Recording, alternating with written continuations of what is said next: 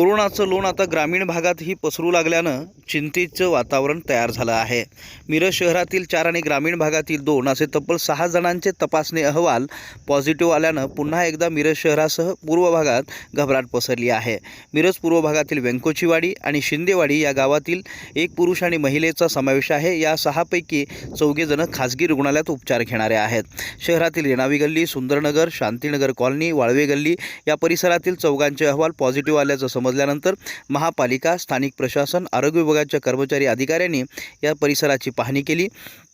शिवाय मिरज पूर्व भागातील व्यंकोचीवाडी आणि शिंदेवाडी इथंही 2 रुग्ण सापडल्यानं मिरज पूर्व भागात चिंतेचं वातावरण आहे.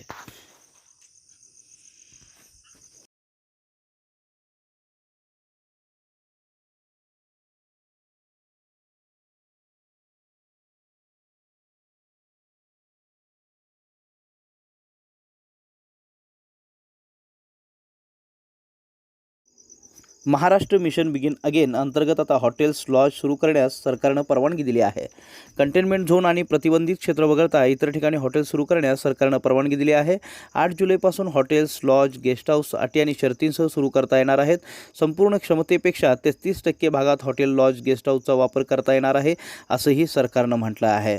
पण आता सरकारनं हॉटेल्स, लॉज, गेस्ट हाऊस सुरू करण्यास परवानगी दिली आहे.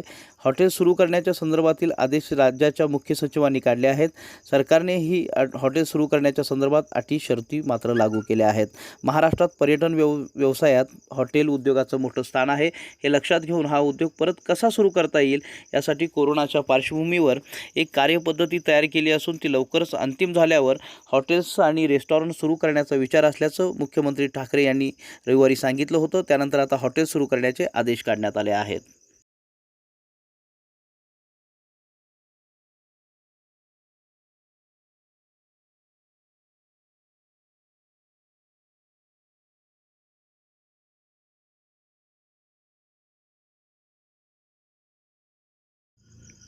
कोरोना महामारी दरम्यान विज्ञान आणि तंत्रज्ञान मंत्रालयाकडून एक चांगली बातमी मिळाली आहे. या वृत्तानुसार कंट्रोलर जनरल ऑफ इंडियानं कोवॅक्सिन आणि जायकोव-डी या कोरोना विषाणूच्या लसीच्या मानवी चाचण्यांना मान्यता दिली आहे.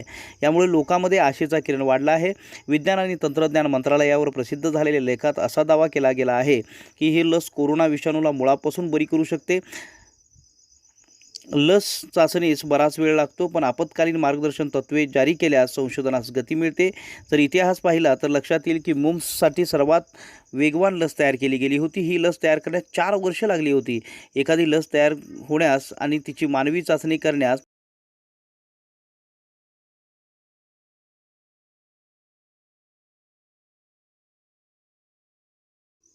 वंचित बहुजन आघाडी सांगली यांच्या वतीनं मिरजेत डिजिटल विरोध दर्शवत महावितरण कंपनीकडून लॉकडाऊनच्या काळात वाढीव बिल व दरवाढीच्या विरोधात निवेदन देऊन आंदोलन करण्यात आलं.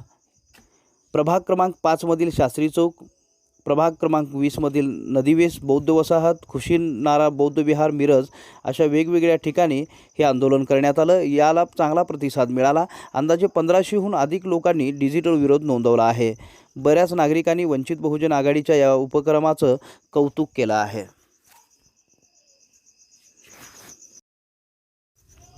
सोशल संदेश या भागाचे प्रायोजक आहेत समीक्षा एंटरप्राइजेस, जय भवानी चौक, आरग 95 35 55 आणि Mansi agri clinic, agri business centre, Pune.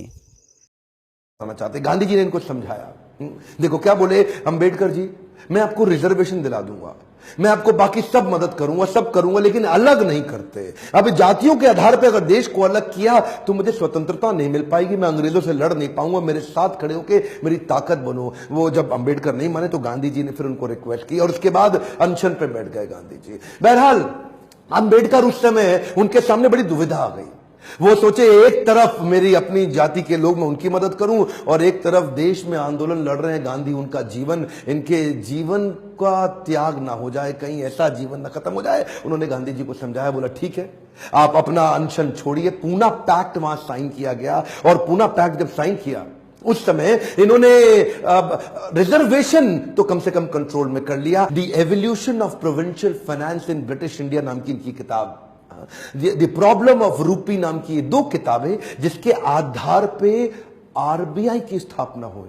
मैं दोबारा बोल दूं क्या? इन्होंने जो किताबें लिखी उसके आधार पे आरबीआई की स्थापना करी गई। कैन यू इमेजिन, भारत के सबसे निचले पायदान से आया एक यंग लड़का जिसकी कोई मदद करने वाला नहीं, आज उसकी बुद्धि पे आधारित हमारे कॉन्स्टिट्यूशन की स्थापना भी की जाएगी। इनकी ज्ञान, बुद्धि और कौशल का लोहा इंडियन लीडर्स और ब्रिटिश लीडर्स दोनों मानते थे। 1947 में भारत आजाद हुआ और गांधी जी के पास नेहरू अपनी पूरी कैबिनेट की लिस्ट लेकर के आए।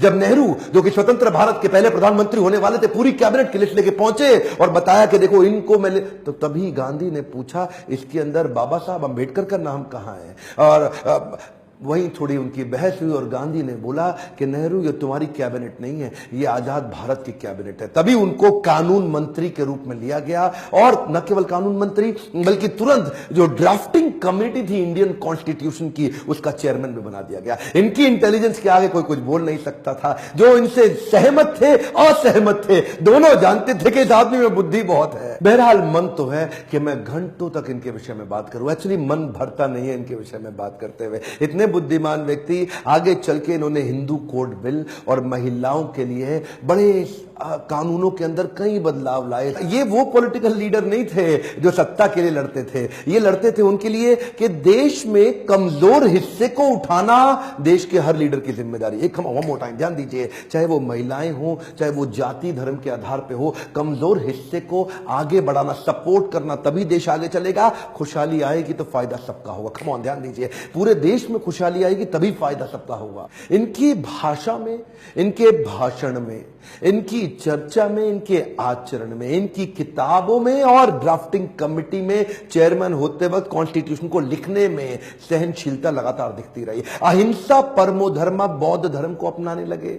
आत्मवत् सर्वभूतेषु, भागवत में बताया गया है कि बौद्ध धर्म में आत्मवत् सर्वभूतेषु, सभी जीवात्माओं को अपनी तरह देखना चाहिए। ये जो समान दृष्टि देने का उन्होंने प्रयास किया, ये उसके बाद ये बौद्ध धर्म को स्वीकार करने चले गए। आखिरी तक काम प्रेम से करते रहे, किसी से लड़ाई नहीं लड़ी। ये आपके लिए क्या मैसेज है इसमें? एक मैसेज लेके जाइए, एजुकेशन इज द टूल। पूरी जिंदगी में सबसे निचले कमजोर तबके को उन्होंने उस एजुकेशन के बल पे तो खड़ा किया। ये लगातार जो पढ़ते रहे लोग इनके सामने चुप, इनकी एजुकेशन के चलते तो हो जाते थे। कोलंबिया यूनिवर्सिटी आगे चल के इनको number 1 scholar in the world की उपाधि से नवाजा गया। देश ने इनको भारत रत्न दिया। एक बात समझ लीजिए, इनके बराबर लीडर पृथ्वी में गिनती की होते हैं, परसेंटेज में नहीं होते। लर्निंग क्या है? Education is the tool. Entertainment के तो बहुत चैनल होंगे यूट्यूब पे, पर मैंने एजुकेशन का चैनल बनाया, कोई एंटरटेनमेंट नहीं है इधर। और देश को भीमराव रामजी अंबेडकर के विषय में एजुकेट करना, उनके संघर्ष के बारे में बताना मेरी आपकी पूरे देश की जिम्मेदारी है। बताइए तो सही लोगों को कैसे संघर्ष से उठ के खड़े हुए हैं। शेयर करिए वीडियो, जिसको हो सकता है, जिसको इंस्पिरेशन मिल सकती हो, कमेंट बॉक्स में बताइए। अगर किसी और लीडर का वीडियो देखना चाहते हैं, लाइक करिए। अगर थोड़ा भी वीडियो पसंद आया, जितने लाइक उतना मेरा उत्साह बढ़ेगा। बताइए कि आपको कैसा लगा ये वीडियो। सब्सक्राइब करिए, बेल आइकॉन हिट करके दूसरों से भी करवाइए। मेरे साथ जुड़े रहने के लिए प्रेम पूर्वक हर बार की तरह बहुत बहुत धन्यवाद।